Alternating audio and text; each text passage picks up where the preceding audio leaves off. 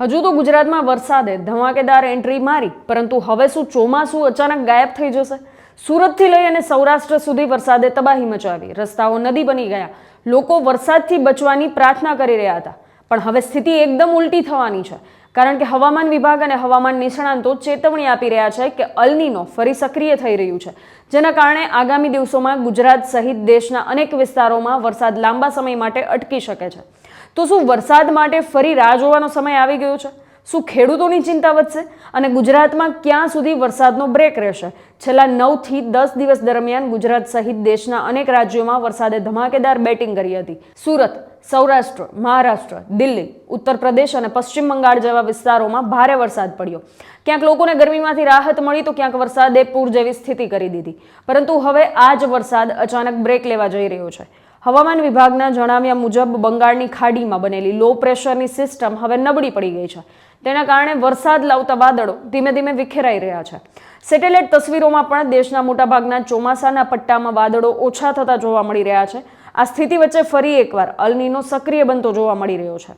અલ Nino એટલે પ્રશાંત મહાસાગરમાં સમુદ્રના તાપમાનમાં થતો એવો ફેરફાર જે સમગ્ર વિશ્વના હવામાનને અસર કરે છે.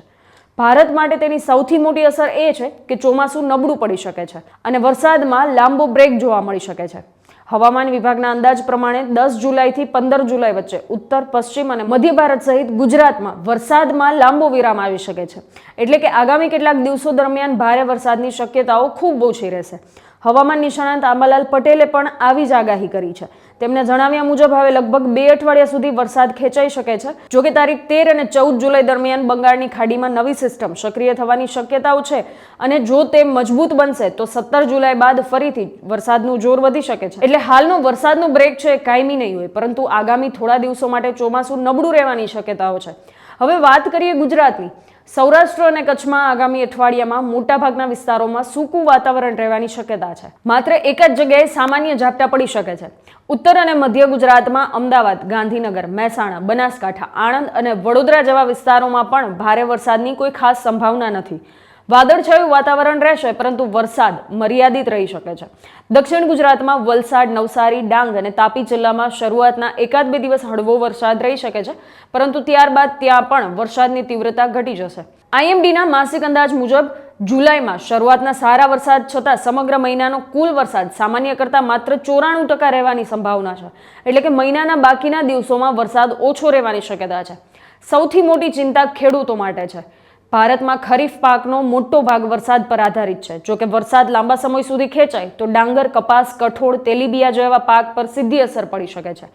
કૃષિ મંત્રાલયના આંકડા પ્રમાણે જૂનના અંત સુધીમાં ખરીફ પાકનું વાવેતર ગયા વર્ષની સરખામણીએ લગભગ 23% ઓછું નોંધાયું છે. જો હવે વરસાદ ફરી લાંબુ વિરામ લે તો ખેતીને વધુ નુકસાન થવાની ભીતિ વધી શકે છે. યાદ રાખવાની વાત એ પણ છે કે આ વર્ષે જૂન મહિનો છેલ્લા ઘણા વર્ષોમાં સૌથી સૂકા જૂન મહિનાઓમાંનો એક રહ્યો છે.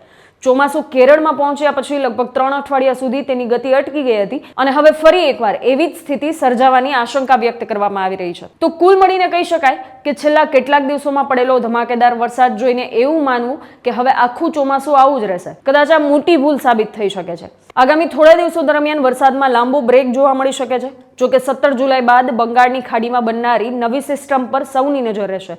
જો તે સિસ્ટમ મજબૂત બનશે તો જુલાઈના અંતિમ સપ્તાહ અને ઓગસ્ટ મહિનામાં ફરી સારા વરસાદની આશા રાખી શકાય છે. હાલ માટે ખેડૂતો, સામાન્ય લોકો અને તંત્રને આગામી હવામાન અપડેટ્સ પર સતત નજર રાખવી જરૂરી બની ગઈ છે.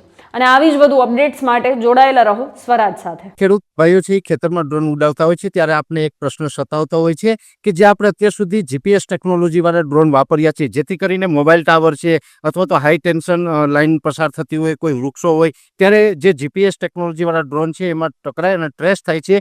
પણ એગ્રીવન લાવ્યું છે GNSS ટેકનોલોજી ડ્રોન, જેથી કરીને એ ડ્રોન છે એ કોઈ જગ્યાએ ટકરાય નહીં, પોતાની રીતે જ ડિસિઝન લે છે ને મૂવ થઈ જાય છે. જેથી કરીને GNSS ટેકનોલોજી ડ્રોન છે એ વાપરવાનો આગ્રહ રાખો.